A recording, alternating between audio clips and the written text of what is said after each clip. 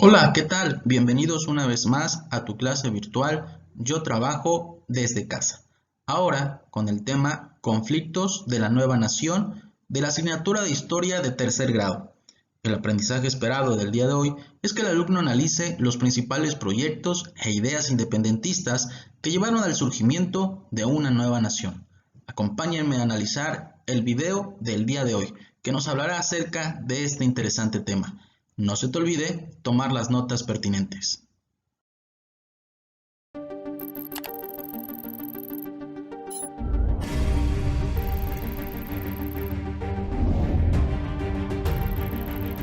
Historia, tercer grado.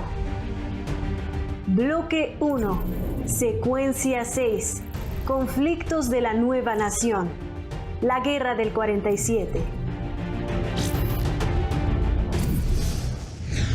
Tras el fin de la independencia de México, la economía nacional presentaba problemas. La producción minera, agraria y comercial estaba en crisis. En el aspecto social, aún existían desigualdades entre la población, pues había una gran mayoría campesina y unos pocos hacendados. En este contexto de diferencias políticas y de crisis económica y financiera, sucedieron las primeras intervenciones. ¿Cuáles fueron los ataques contra la soberanía nacional y cuáles sus consecuencias?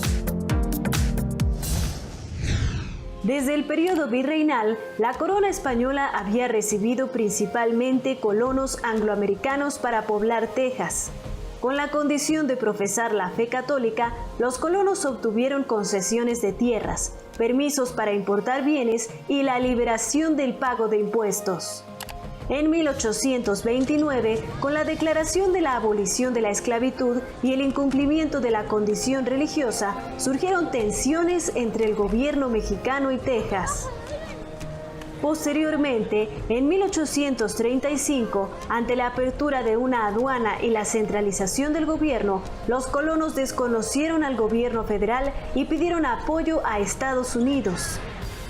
En 1836, el presidente mexicano Antonio López de Santa Anna acudió a la región para controlar a los rebeldes. Para el 2 de marzo, Texas declaró su independencia y 4 días después, el ejército mexicano y los colonos se enfrentaron en una batalla en el fuerte de El Álamo. El 21 de abril, después de algunas victorias, el presidente Santa Anna fue capturado por los tejanos en la batalla de San Jacinto. Casi un mes después, se firmó el Tratado de Velasco, en el que Santa Anna reconoció la independencia de Texas.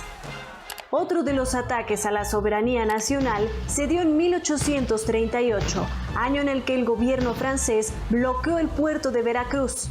Exigió al gobierno mexicano la ratificación de un tratado comercial y el pago de indemnizaciones por afectaciones a ciudadanos franceses.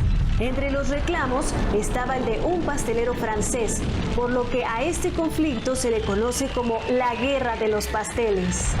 El 9 de marzo de 1839, ambos gobiernos negociaron y firmaron un tratado de paz, a cambio del pago de las indemnizaciones. Un ataque más a la soberanía nacional se dio el 12 de mayo de 1846, con una declaración de guerra a México. Después de que las tropas norteamericanas entraron y combatieron en territorio mexicano, el presidente estadounidense James Polk declaró la guerra a México, acusándolo falsamente de haber derramado sangre norteamericana.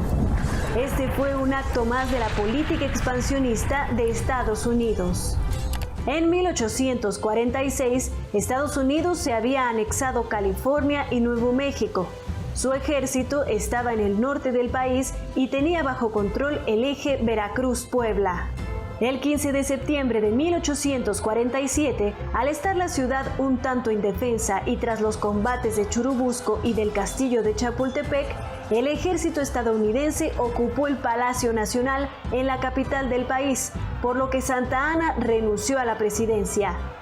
Tras esta situación, se firmó el Tratado de Guadalupe Hidalgo, en el que México cedió a Estados Unidos, a cambio de $15 millones, la Alta California y Nuevo México, y se fijó el río Bravo como frontera natural. El objetivo de las potencias europeas y la estadounidense fue fortalecer su poder político, militar y económico en el mundo. México perdió más de la mitad de su territorio y en un contexto de desigualdad se definió la nueva relación política con Estados Unidos. ¿De qué manera las diferencias económicas, políticas y militares favorecieron a la victoria de Estados Unidos en la guerra de 1847?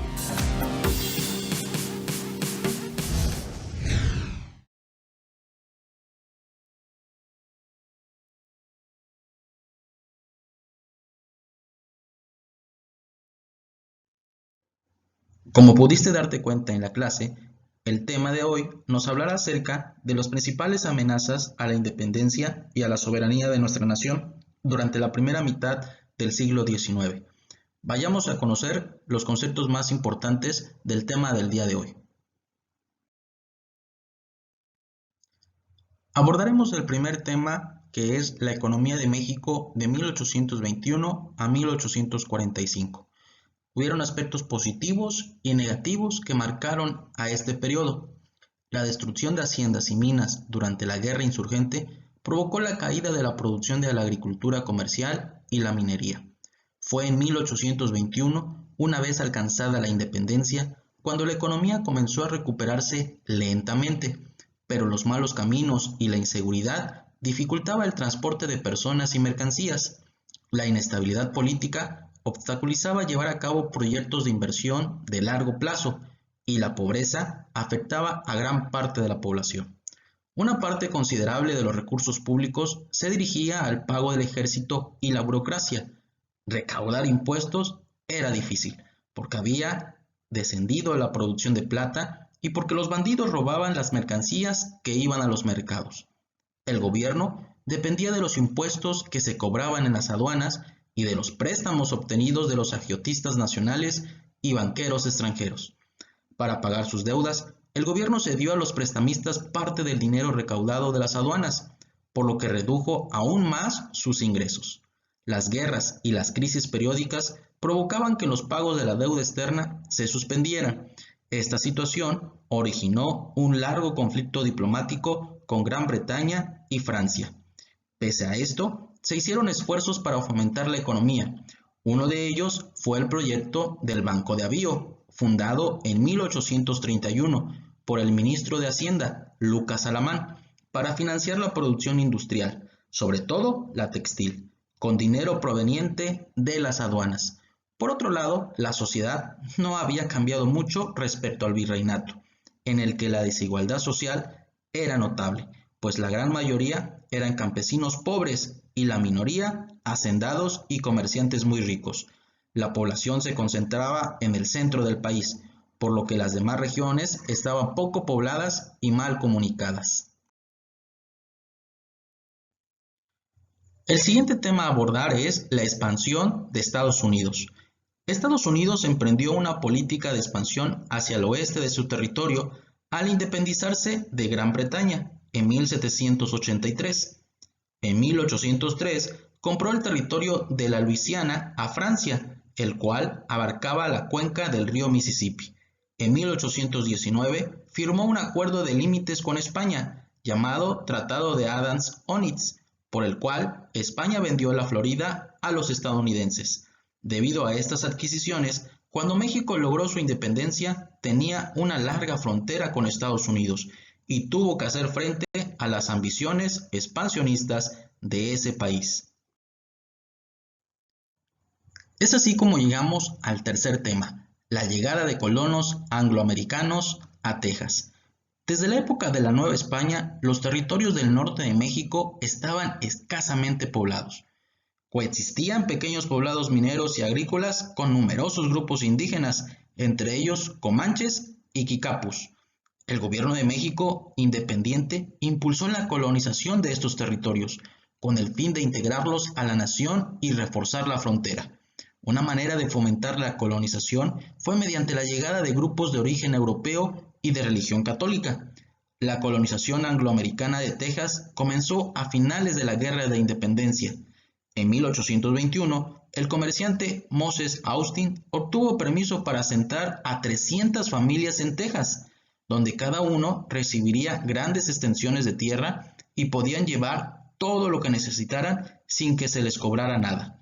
Además, se prohibió la entrada a personas que no fueran católicas, pero esta condición no se respetó por los colonos.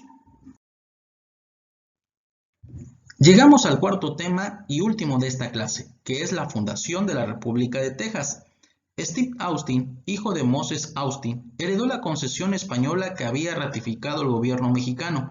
Los colonos estadounidenses se dedicaron al comercio y a la agricultura. En sus plantaciones era común que hubiera esclavos africanos. Los problemas con el gobierno mexicano comenzaron en 1829, cuando el presidente Vicente Guerrero decretó la abolición de la esclavitud, lo que obligaba a liberar a los esclavos.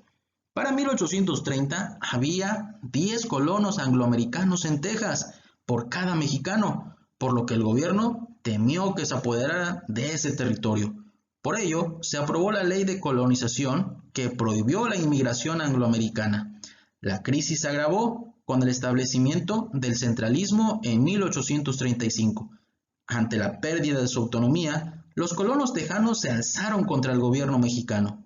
Samuel Houston acaudilló la lucha separatista de Texas con el apoyo de Estados Unidos. El propio presidente Antonio López de Santa Anna comandó una expedición para someter a los tejanos. Tras algunas victorias iniciales, fue sorprendido y derrotado por las fuerzas de Houston en la batalla de San Jacinto el 21 de abril de 1836. Hecho prisionero, Santa Anna reconoció la independencia de Texas, pero el gobierno mexicano desconoció ese acuerdo. Hemos llegado al final de la clase del día de hoy, no sin antes dejarte las actividades correspondientes que las encontrarás en las páginas 52 y 55 de tu libro de historia. En la siguiente sesión hablaremos acerca de la falta de recursos del gobierno mexicano, de la primera intervención francesa y de la victoria estadounidense.